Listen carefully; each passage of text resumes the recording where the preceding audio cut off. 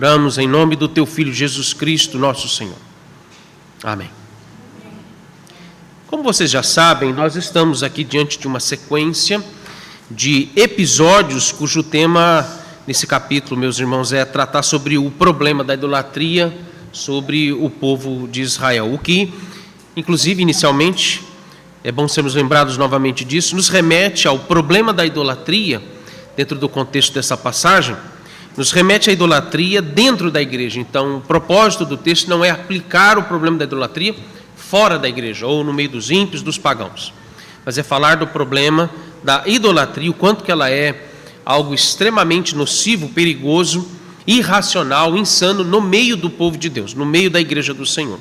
Nós vimos inicialmente qual que era aqui a origem da idolatria, como que tudo começou com o povo de Israel, ou seja, nós trabalhamos aqui a questão da idolatria conceitual, porque a idolatria não começa necessariamente fabricando-se ídolos, institucionalizando-se ídolos, mas começa no coração, principalmente porque começa quando se rebela contra Deus, se rejeita a Deus. Nós vimos também que a idolatria ela se desenvolve no coração do homem, como que isso acontece. Nós vimos também, em terceiro lugar, quais são as implicações, os efeitos, ou seja, nós vimos aqui no contexto que o final de tudo, houve uma degeneração, houve uma degradação completa sobre o povo de Israel por causa da sua idolatria. Nós vimos também como que Deus ele reage à idolatria. Qual é a posição de Deus sobre a idolatria no meio do seu povo.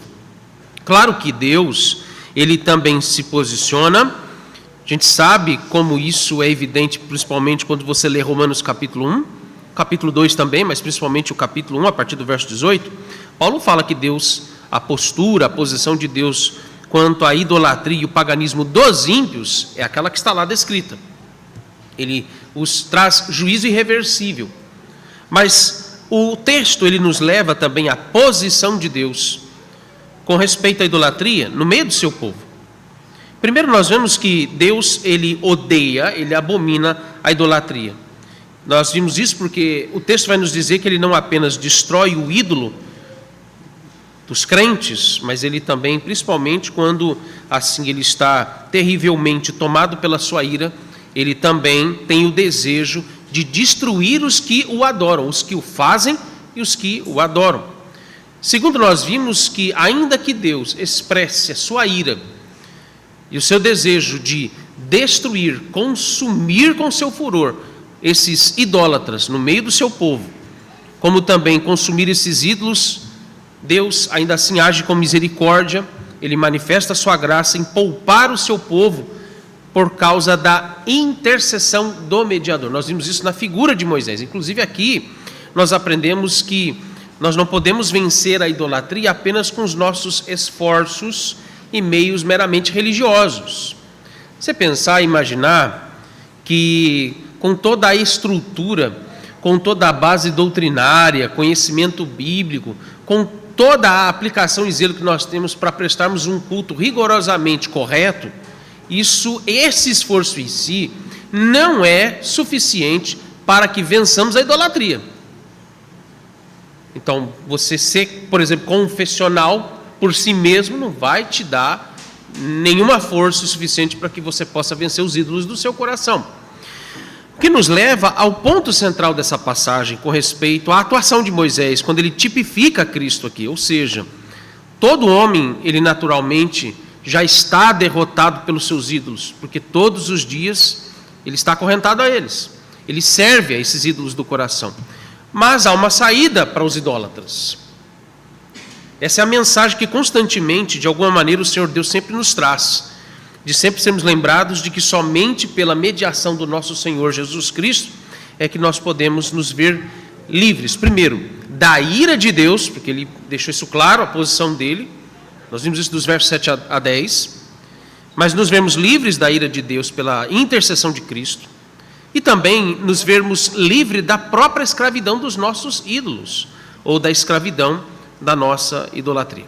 Portanto, no último sermão, inclusive, nós tratamos o modo como Moisés, ele vai tipificar Cristo nessa mediação e nessa intercessão pelo povo. Primeiro nós vimos os efeitos que a intercessão de Moisés causou no Senhor Deus em favor do povo.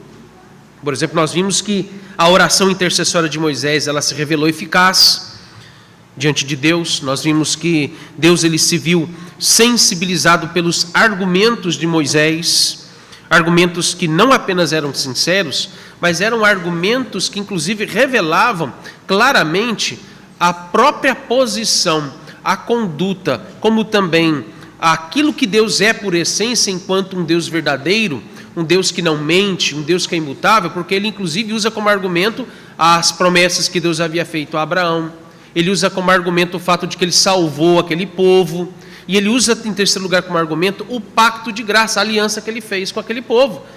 Inclusive antes, lá em Êxodo capítulo 19, capítulo 20, nós vimos como que Deus estabeleceu essa aliança com o povo de Israel ali no deserto do Sinai, ali no Monte Sinai. Então a aliança veio antes do próprio pecado da idolatria. Ainda bem.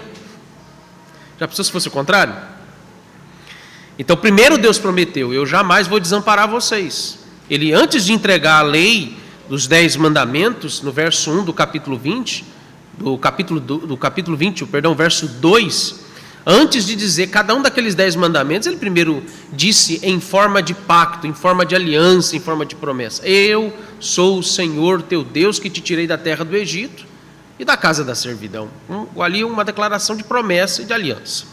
Então veja que esses argumentos de Moisés estão tipificando aquela constante e incansável intercessão de Cristo a nosso favor a todo o tempo.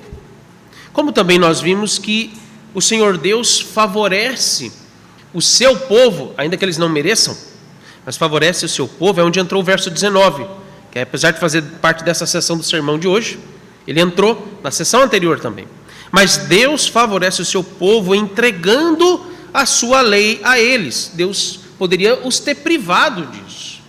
Lembra que nós explicamos, isso aqui inclusive vai cair de novo no sermão, novamente na aplicação, que Deus, quando ele quer entregar em juízo um povo, ele tira, a primeira coisa que ele faz, ele tira a sua palavra, ele tira a sua lei, ele impede, ele restringe o povo de ter acesso à pregação fiel, ao acesso fiel às Escrituras. E veja que Deus não fez isso. Deus não os deixou entregue à ignorância motivada ou movida pela sua idolatria. Mas Deus dá a Moisés as 2 tábuas da lei, inclusive ele deixa bem claro alguns detalhes, mostrando que cada uma das tábuas, tanto uma tábua como a outra, elas continham os 10 mandamentos frente e verso, como se fossem cópias de um contrato, deixando claro que o instrumento ou a comunicação daquele pacto de graça com o povo era a sua palavra.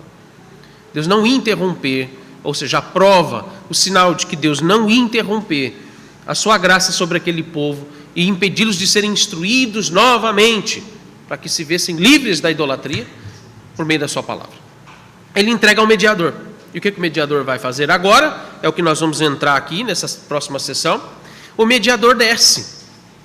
Ele desce da presença de Deus. Lembra que eu expliquei que o mediador ele tem esse trabalho duplo: interceder por nós diante de Deus. Ele está sempre à presença de Deus, mas ao mesmo tempo o mediador está conosco. Ele desce da sua majestade e glória e ele vem até nós e ele nos instrui conforme toda a palavra que é entregue, revelada pelo próprio Deus, para não nos deixar entregue à ignorância dos nossos pecados.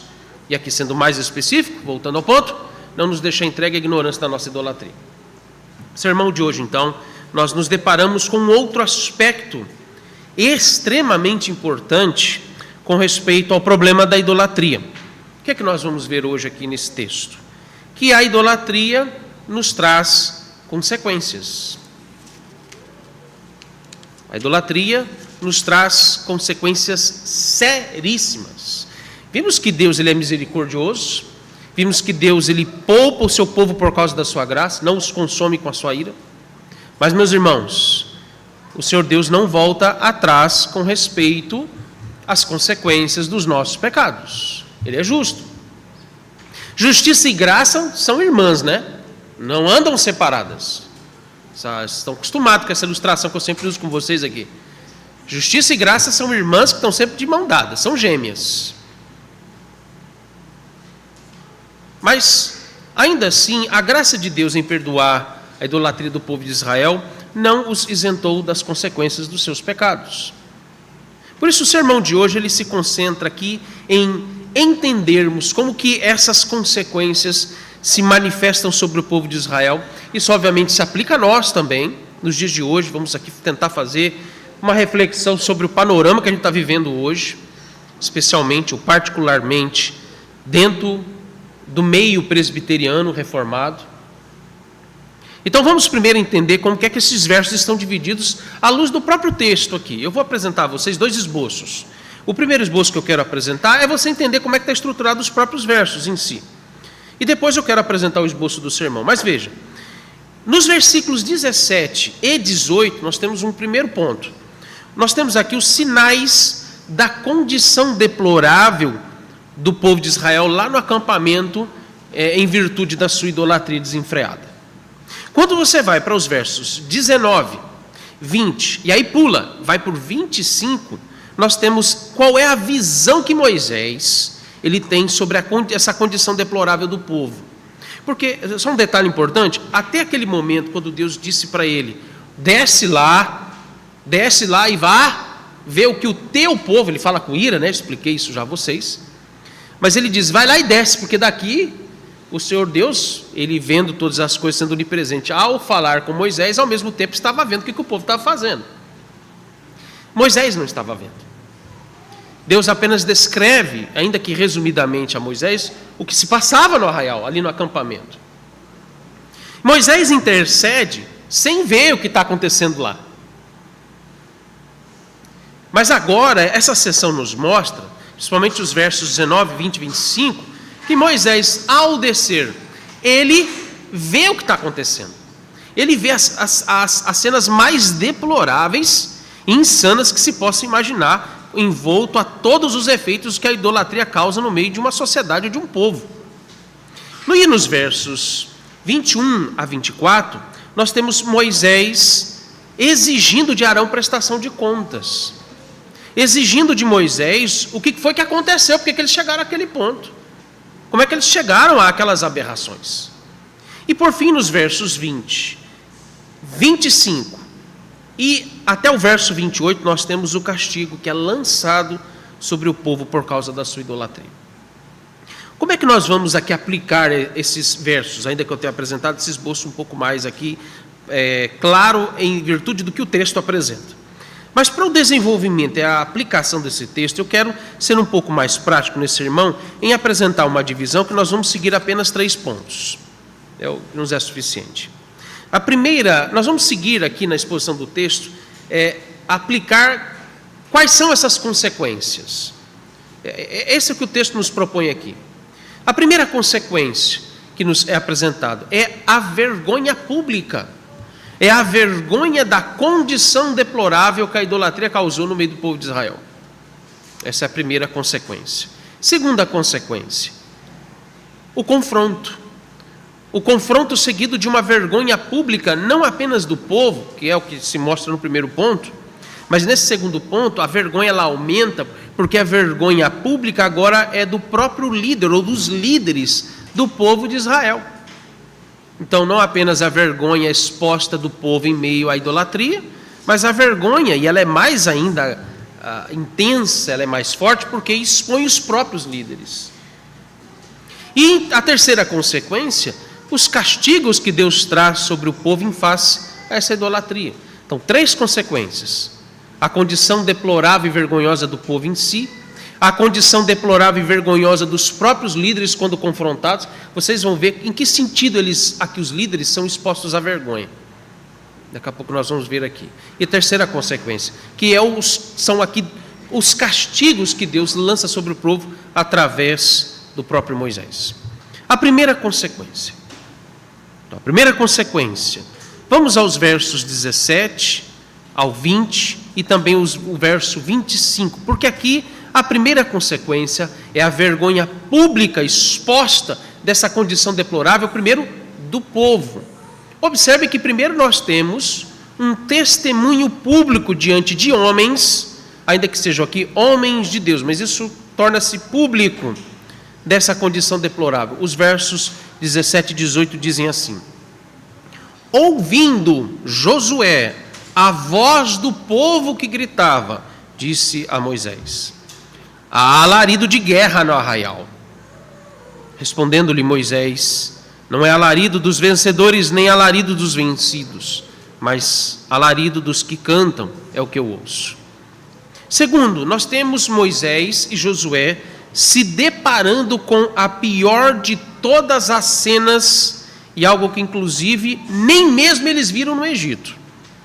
É o versos 19 e 25 que diz, verso 19: logo que se aproximou do arraial, viu ele, veja, ele viu, antes eles ouviram. Ouvir pressupõe um testemunho que ele é muito genérico, não dá para você perceber muita coisa, dá para você ter uma noção de muita coisa. Mas agora ele viu. Josué, obviamente, imagino, está lá com ele também, ladeando. Mas o foco está na imagem de Moisés, a reação de Moisés.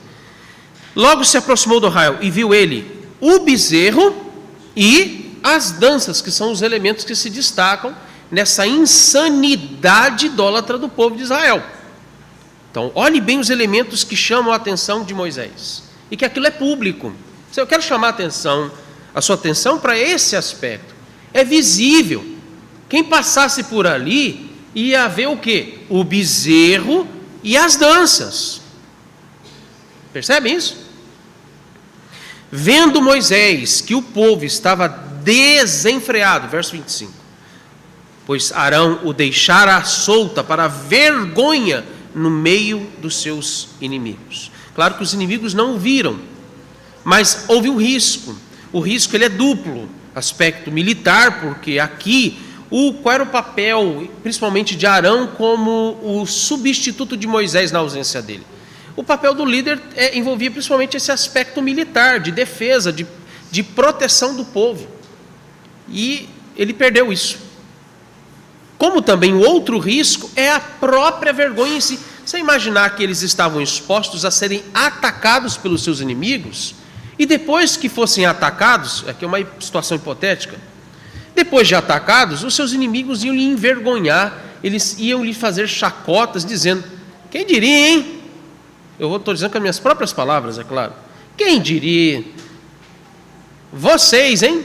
Que servem ao único e verdadeiro Deus, nos dando a oportunidade de pegar vocês no pulo adorando falsos deuses aí, né? Os nossos deuses, né? Eles iam se tornar chacota. Eu quero chamar a sua atenção, então, aqui onde nós temos Moisés e Josué tendo sinais claros da situação deplorável do povo, porque isso coaduna principalmente com o verso 6. O que é o verso 6? Volte seus olhos ao verso 6. O que ele vai nos dizer? Ele vai descrever resumidamente, o que nós já vimos inclusive, como que o povo chegou a essas insanidades. No dia seguinte, madrugaram e ofereceram holocaustos e trouxeram ofertas pacíficas, e o povo assentou-se para comer e beber e levantou-se para divertir-se. Observe que no verso 6 nós temos a descrição de como a celebração idólatra do povo terminou. A palavra festejar ou fazer festa, ela aqui pode ser entendida como fazer orgias. Ou seja, eles se envolveram com práticas que aqui, meus irmãos, são consideradas até impróprias, não apenas para menor de 18 anos, mas para qualquer adulto que tenha um mínimo de decência. Você tem Josué e Moisés, que revelam duas percepções, uma do próprio Josué e a outra do próprio Moisés, diante desse deplorável testemunho vergonhoso e idólatra do povo de Israel. Veja, Josué ainda está confuso. Ele está confuso com respeito ao que está acontecendo no arraial, porque ele só tem sinais do que se ouve. Mas Moisés, por já ter estado na presença de Deus e o próprio Deus o ter alertado, Moisés já tem uma percepção um pouco mais aguçada da situação. Então, a partir do que Deus já havia avisado, ele consegue perceber que esses sinais, a percepção correta da idolatria do povo, por quê? Ele diz: eu ouço pessoas cantando, eles não estão gritando porque estão numa guerra, não são gritos de desespero de vencedor e derrotado, são gritos de pessoas que estão celebrando alguma coisa. As percepções, muitas vezes, elas nos ajudam a ter uma visão mais cuidadosa e clara quando a igreja local ou uma comunidade cristã ela está envolvida nessa deploração da sua idolatria. Ou, em outras palavras, deixa eu resumir em poucas palavras aqui, né? A idolatria dá os seus sinais. Ainda que não tenha nada aqui, né? Nesse aspecto de ícones, né? Não tem. Ainda que a forma de cultuar aqui não demonstre explicitamente idolatria, mas dá sinais. Mas veja que a primeira coisa que nós aprendemos aqui, irmãos, é que sempre haverá sinais claros dessa idolatria desenfreada. Ao mesmo tempo que também é necessário lembrarmos a importância de sermos atentos, de sermos aqui sintonizados com tudo que Deus nos diz, nos alerta, nos instrui na sua palavra, sobre duas coisas que nos ajudam a perceber esses sinais. Primeiro, quando Deus nos instrui ao modo correto de adoração a Ele. Quando nós nos concentramos nas Escrituras, a aprender e sempre relembrar constantemente como Deus quer ser adorado, o que é o resumo? É princípio regulador do culto. Sempre quando nos voltamos a esse preceito e somos relembrados disso, meditamos nisso constantemente, isso já nos dá nos dá condições espirituais de discernir esses sinais da idolatria. Como em segundo lugar e por outro lado, nós podemos ver nas Escrituras o que Deus abomina, o que Deus odeia, o que Deus rejeita, quando homens se apresentam para adorá-lo com elementos estranhos, com práticas estranhas, com motivações idólatras e estranhas. São esses dois aspectos que são importantes, até porque essa aplicação, ela cabe principalmente para nós, que nós somos liderança da igreja. Eu quero chamar a sua atenção, os membros da igreja, assim como eu, aqui que exercem o oficialato da igreja, diáconos, presbíteros. Nós, presbíteros e diáconos, temos essa responsabilidade, assim como Josué e Moisés, que eram líderes do povo de Israel. O que nos é incumbido, em contraste com Arão, por exemplo, que também como líder, a percepção desses sinais e também de zelar para que o povo não caia nessa desgraceira idólatra como o povo de Israel caiu.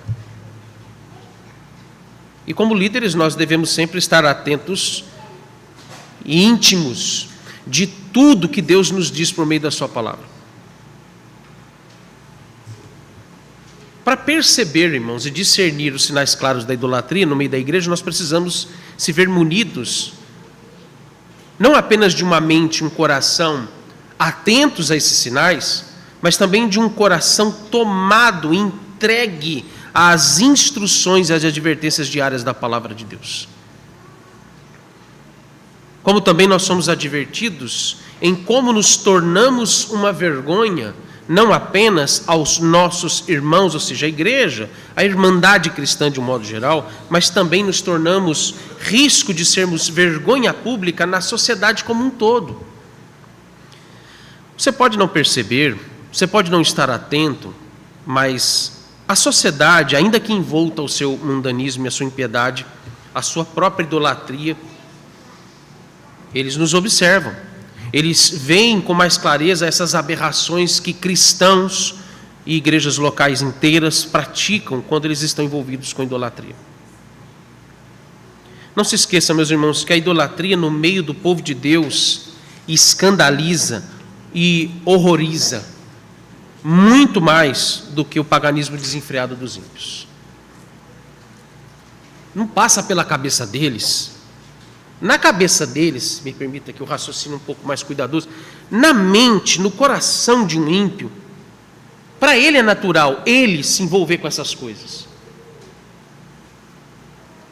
Mas não passa, não tem cabimento na cabeça, inclusive dos incrédulos, ímpios, seja quem eles forem, o que eles fazem com a vida deles diante de Deus.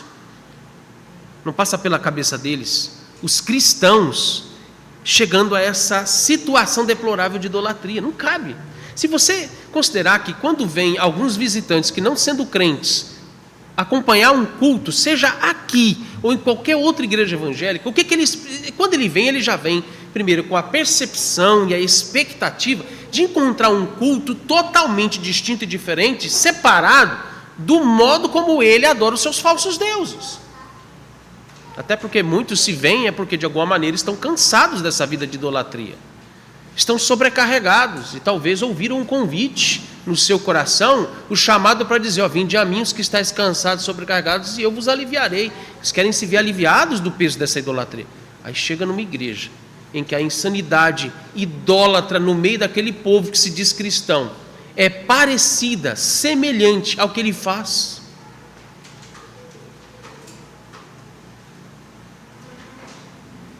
Segunda consequência. A segunda consequência é o confronto público e a vergonha também dos líderes, que aqui é representado na pessoa de Arão. Versos 21 a 24, que diz assim: depois perguntou Moisés a Arão: que te fez este povo que trouxeste sobre ele tamanho pecado? Respondeu-lhe Arão: não se acenda a ira do meu senhor. Tu sabes que o povo é propenso para o mal, pois me disseram: faze-nos deuses que vão adiante de nós. Pois quanto a este Moisés, ou o homem que nos tirou da terra do Egito, não sabemos o que lhe terá acontecido. Então eu lhes disse: quem tem ouro, tire-o. Deram-mo, e eu o lancei no fogo, e saiu este bezerro. Essa vergonha pública da liderança, envolto também em idolatria, no momento em que Moisés ele confronta o seu irmão Arão, porque Arão ele tinha sido designado líder do povo na ausência de Moisés, e por isso ele era ali naquele momento o responsável por tudo o que acontecia no arraial. Quero chamar sua atenção para um detalhe no texto, em perceber que Moisés também ele se apresenta como alguém responsável pelo povo. Até porque a responsabilidade dele diante do povo já é apresentada quando ele, antes de descer ao arraial, ali Deus já tinha avisado ele: olha lá o teu povo. Quando Deus diz o teu povo, é chamando Moisés ao papel, à função e à responsabilidade dele de liderar o povo. Ainda que ele não foi culpado do que aconteceu, o que estava acontecendo no acampamento. Por isso que a intercessão de Moisés implica sobre si também essa responsabilidade. Mas ele é um contraste com Arão.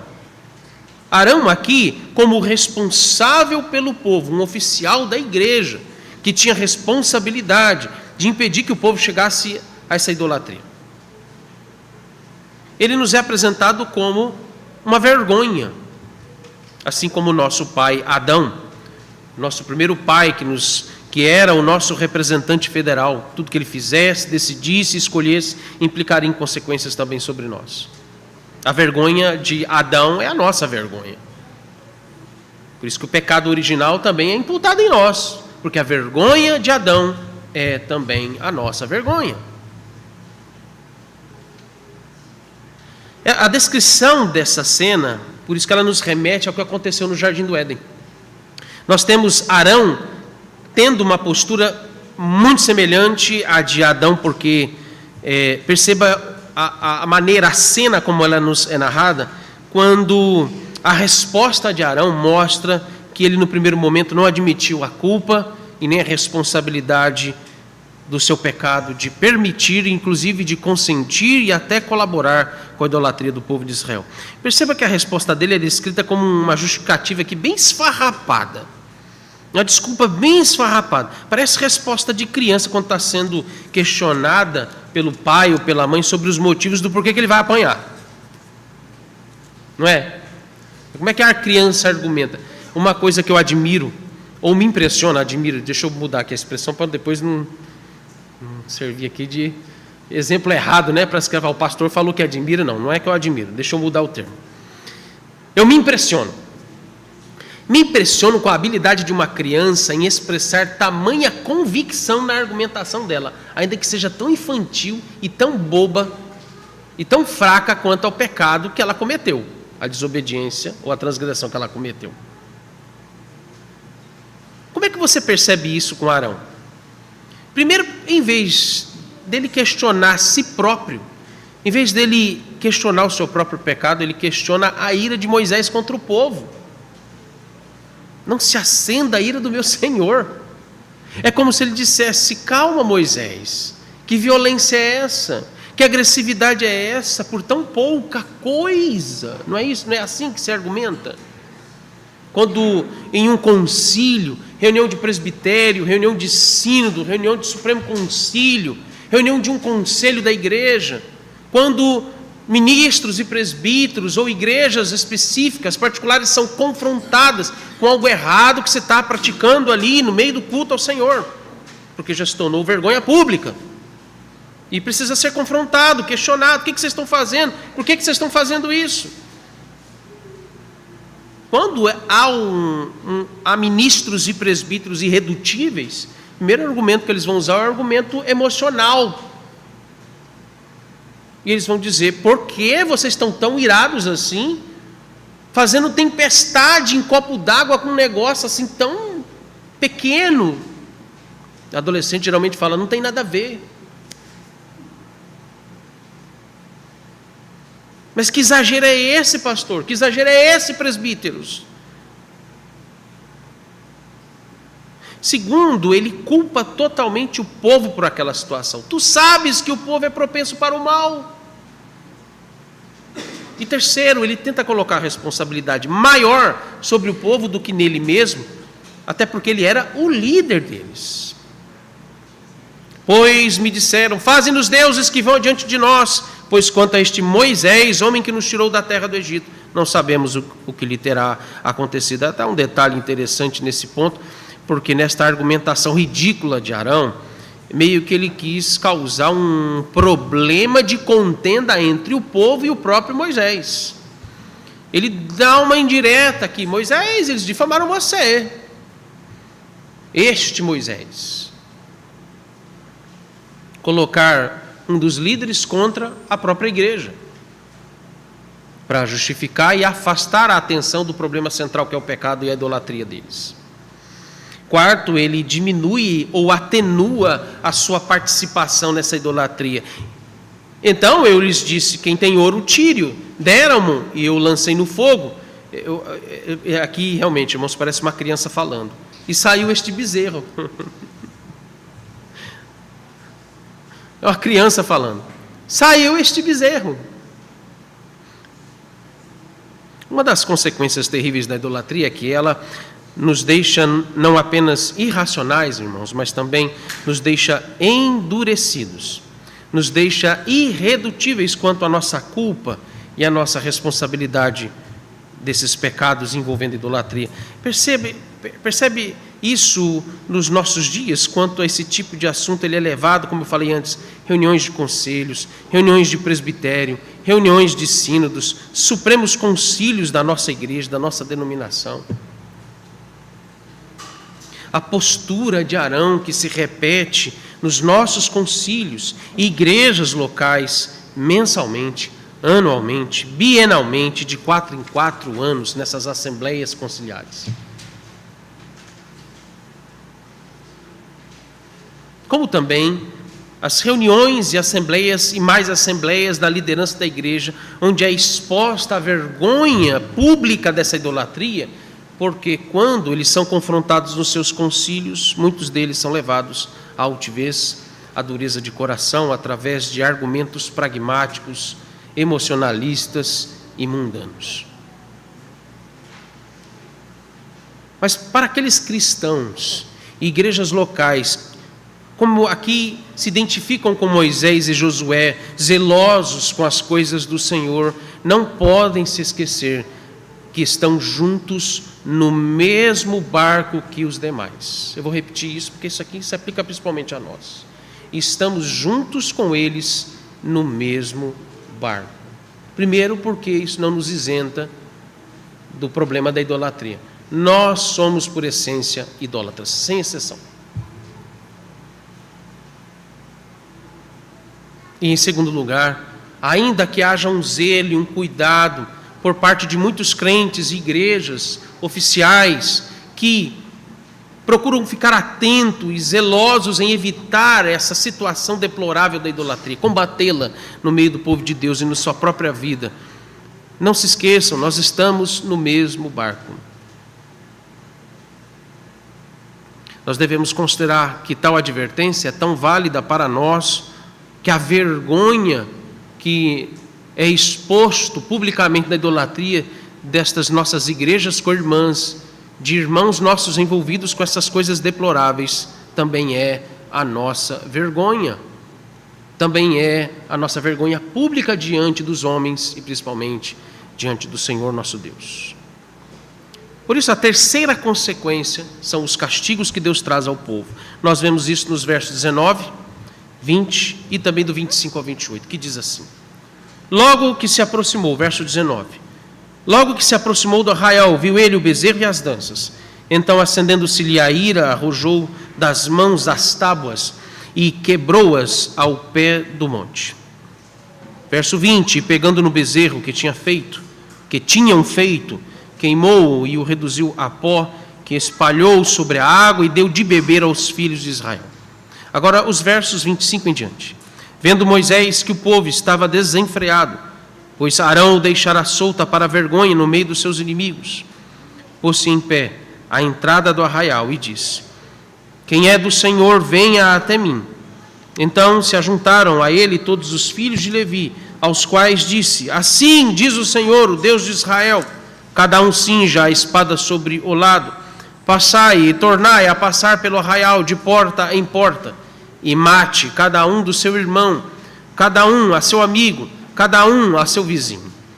E fizeram os filhos de Levi segundo a palavra de Moisés, e caíram do povo naquele dia, ou seja, em apenas um dia, uns 3.000 homens. O nosso sínodo, contabilizando pelo menos uma igreja que hoje a membresia dela chega a talvez 6.000 membros. Você imaginar 3.000 homens. Eu acho que hoje o nosso sínodo tem nessa faixa, contabilizando 6.800 membros, talvez 7.000 membros. Um sínodo inteiro passou ao fio da espada.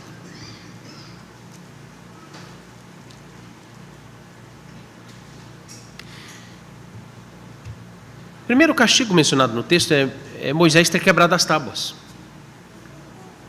Ao fazer aquilo, ele está indicando que o povo não merecia receber os termos da aliança.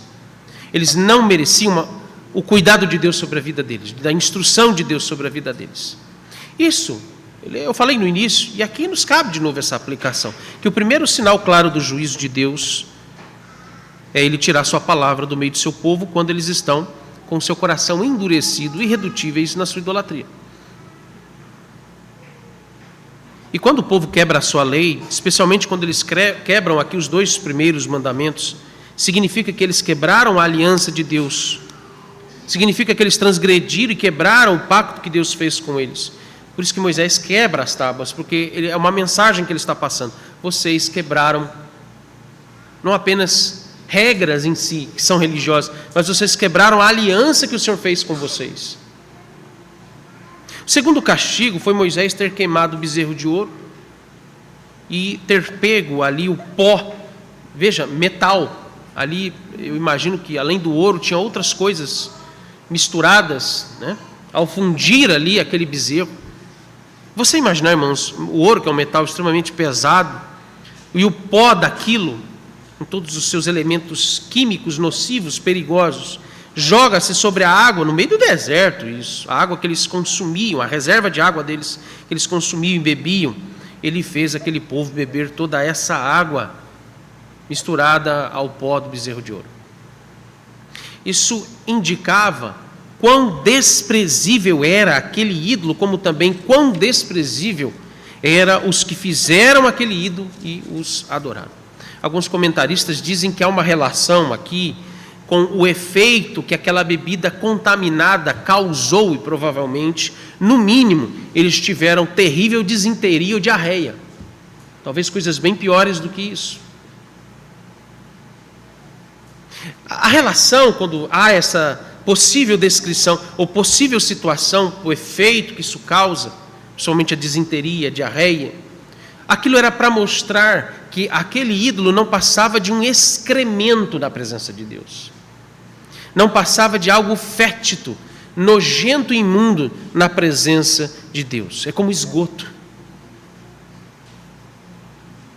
Faz sentido hoje você saber que Martim Lutero, quando escreve uma carta para um dos seus companheiros de ministério, um pastor que estava numa outra cidade na Alemanha, pedindo e implorando que ele pudesse escrever algo sobre o princípio de culto, para que eles pudessem purificar o culto, a liturgia da igreja.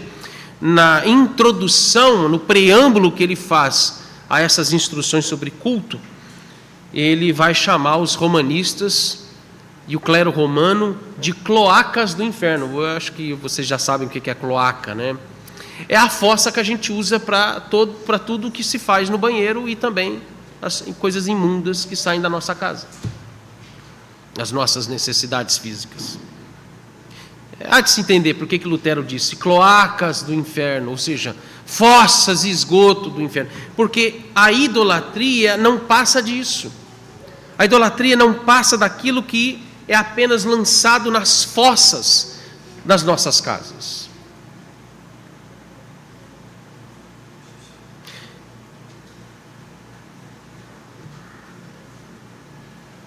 Os nossos ídolos não passam de coisas fétidas, de excrementos.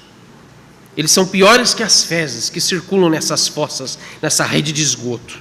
Mas, meus irmãos, não apenas os ídolos, nós somos iguais a eles, quando nos tornamos irredutíveis em ainda permanecer com os nossos ídolos. Mas o terceiro castigo foi a ordem para que os levitas matassem com a sua espada todos os que se envolveram e estavam irredutíveis àquela idolatria. Vamos entender isso com um pouco mais de cuidado, porque veja, verso 25, não vou ler, mas você pode acompanhar observando o verso, eu vou explicando. Olha o verso 25, primeira coisa, o povo está desenfreado, é isso que o texto está dizendo, ou seja, eles estão tomados por uma resistência louca, insana. A imagem parece nos mostrar que eles estão tão tomados pela insanidade, a aberração, a loucura envolta à idolatria, a bebedice, as danças, as orgias, que eles não iam ouvir Moisés. Hoje lá em casa, eu moro no condomínio, como vocês sabem, apartamento, então lá estava tendo duas festas ao mesmo tempo. Você não consegue entender que tipo de música, é uma mistura, porque uma das festas, acho que por justificativa da questão da Páscoa, estava tocando um monte de música infantil que se diz evangélica. Misturado, embolado com músicas mundanas do quiosque ali próximo da nossa torre. Eu não sabia o que ouvir. Na verdade, eu não queria ouvir nada. E as duas coisas se misturando.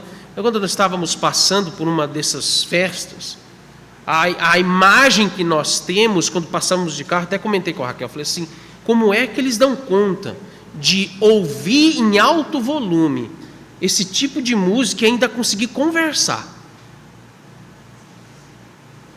E aí isso me remeteu exatamente a esse momento, quando Moisés vê o povo desenfreado.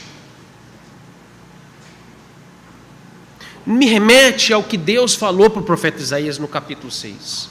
Eu estou te chamando, Isaías, para profetizar e pregar a minha palavra no meio desse povo, mas esse povo não vai te ouvir. Eles têm ouvidos, mas eles não vão ouvir, eles são surdos porque não querem ouvir. Eles têm olhos, eles veem, mas eles não querem ver. Ou seja, há uma semelhança dos ídolos para com os idólatras. O Salmo 110 descreve o que são os ídolos. Tem boca, mas não falam. Tem olhos, mas não veem. Tem ouvidos, mas não ouvem. Tem mãos, pés, mas os seus membros estão estáticos. Não são nada. E quem são os que o adoram? Quem são esses que o fizeram e se curvam perante ele antes da sua refeição e dizem: ó ídolo, eu te agradeço pelo alimento que você bota na minha mesa, pelo trabalho que você me dá, pela saúde que eu tenho. Eles são iguais aos seus ídolos. Tem boca, mas não falam. Tem ouvidos, mas não ouvem. Estão surdos, porque ouvem apenas o seu próprio coração. Achando que os seus ídolos estão falando com eles. Eles oram e falam para os seus ídolos, achando que eles estão ouvindo as suas orações e as suas súplicas. Em segundo lugar, Moisés não viu outra opção que, para frear aquela situação, ordenasse que os que estavam sóbrios, neste caso eram os levitas, todos eles, demonstrassem arrependimento e reconhecimento da sua idolatria. Você vê isso na parte A do verso 26. Em terceiro lugar, os que não ouviram foram mortos pelo fio da espada dos próprios levitas, como você vê até o verso de número 28. Foi uma medida dura, e hoje eu fico pensando na percepção que muitos leitores têm, leitores pós-modernos. Lembra o que é um leitor pós-moderno da Bíblia? Ele sentimentaliza tudo da Bíblia. Ele torna as Escrituras relativizadas, porque ele não consegue encarar a realidade do pecado e a gravidade do pecado e as consequências dos seus pecados diante do que Deus fala. E aí um leitor pós-moderno, ele olha para um texto e diz: mas meu Deus, como Deus foi tão duro, como Moisés foi tão mal, precisava ter matado. Mas observe, a medida dessa dureza, dessa rigidez de Moisés é compatível com a dureza desenfreada e descontrolada, animalesca dos idólatras. Você já parou algum dia da sua vida para ler um pouquinho sobre como é um país tomado, uma nação, uma sociedade, uma cidade, um vilarejo que seja, tomado pela idolatria? Que eles vivem sob essa condição insana? Pare para ver como é a estrutura social deles, como é a vida econômica deles, se eles são prósperos, como eles lidam com a questão de justiça, violência, como eles lidam com a questão da lei. Nós temos muito mais exemplos assim do que o contrário. Para que você tenha um pouco de noção do que a idolatria faz com uma pessoa, torna ela uma pessoa animalesca, irracional nas suas ações, nas suas percepções de todas as coisas, inclusive do que é ser justo. A idolatria dizima nações. A idolatria mata muito mais inocentes do que culpados. A idolatria, ela é um padrão, é uma norma de vida extremamente violenta e irracional. Ela é opressora.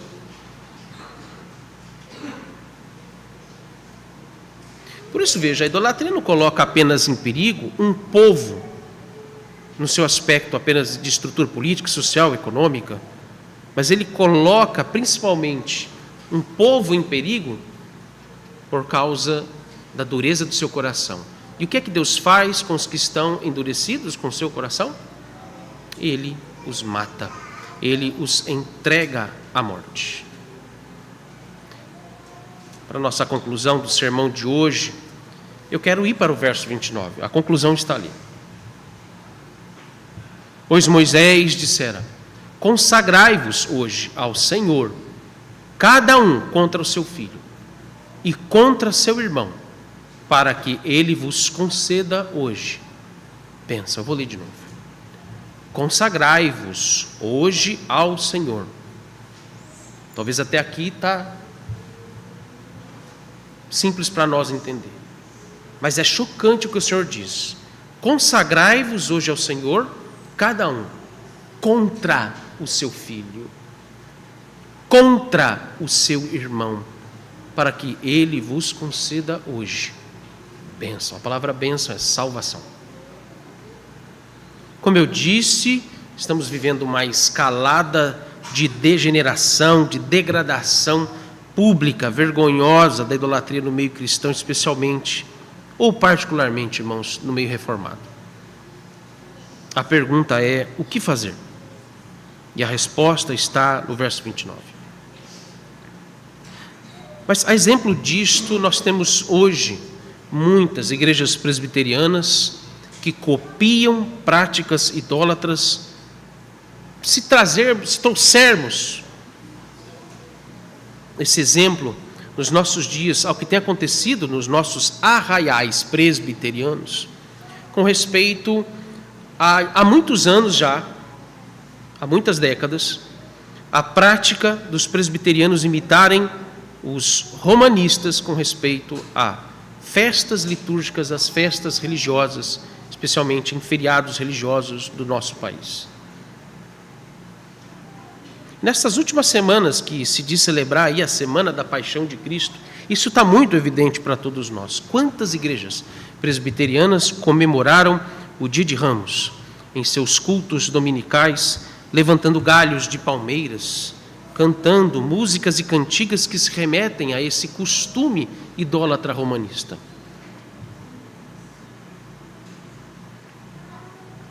Por que isso é uma vergonha? Aquela primeira consequência, lembra? A primeira consequência da idolatria, quando ela está desenfreada, é a vergonha pública.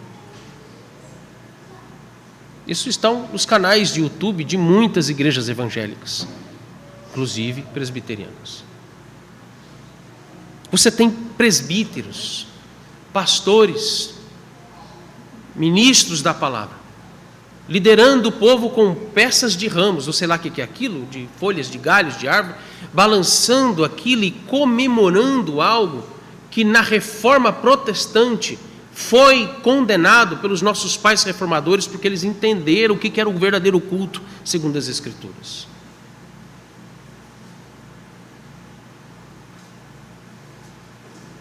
Quantas igrejas estão nessas condições? Quantas igrejas não se envolvem? Vamos sair um pouco da semana que se chama Semana Santa, da Páscoa, essas coisas assim, esses rudimentos romanistas, que igreja nenhuma tem que comemorar. Mas quantas também não se envolvem com outras práticas que estão disfarçadas, festas que estão disfarçadas com o nome de cultura, festas culturais. E eles vão lá e dão outro nome para encobrir o seu testemunho deplorável e vergonhoso de idolatria. Festa do milho, festa da colheita, para disfarçar a festa junina e outras mais.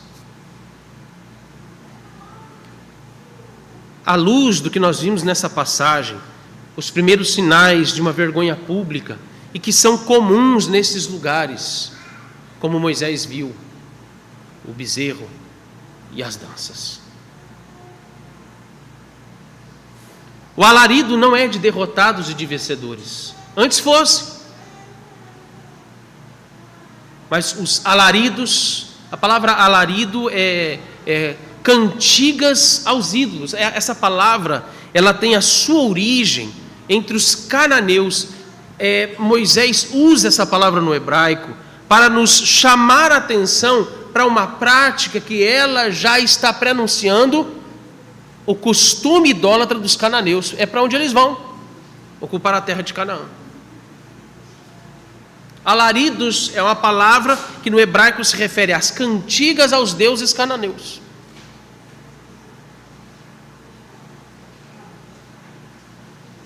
Deus nos chama, meus irmãos, a olhar para o exemplo do seu povo na história, com as suas advertências bem claras. Primeiro, arrependam-se da sua idolatria. Segundo, consagrem-se contra aqueles que, mesmo sendo seu filho, mesmo sendo seu irmão, estão envoltos irredutivelmente à idolatria. Mesmo que seja membro da nossa igreja, mesmo que seja alguém de uma amizade de longos anos, mas se estão tomados a uma idolatria desenfreada, irredutíveis, tomados pela insanidade e a irracionalidade da sua idolatria. Consagrem-se contra eles. Não é que você vai pegar a espada e sair matando, não é isso. A aplicação do texto nos leva a confrontá-los à sua idolatria. E se houver sinais claros, o Senhor nos mostrar que não há mais como confrontá-los, deixe-os com seus ídolos e vamos seguir a nossa vida.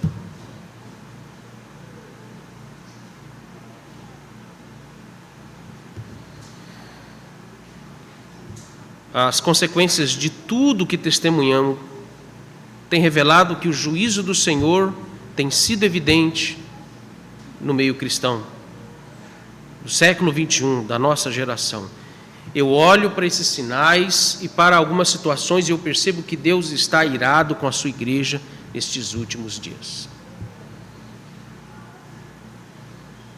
E o que Ele nos diz é: se você não quer mais viver nesta deplorável situação, venha até mim, confesse seus pecados, abandone os seus ídolos e consagra-se contra aqueles que não querem dar ouvidos a mim.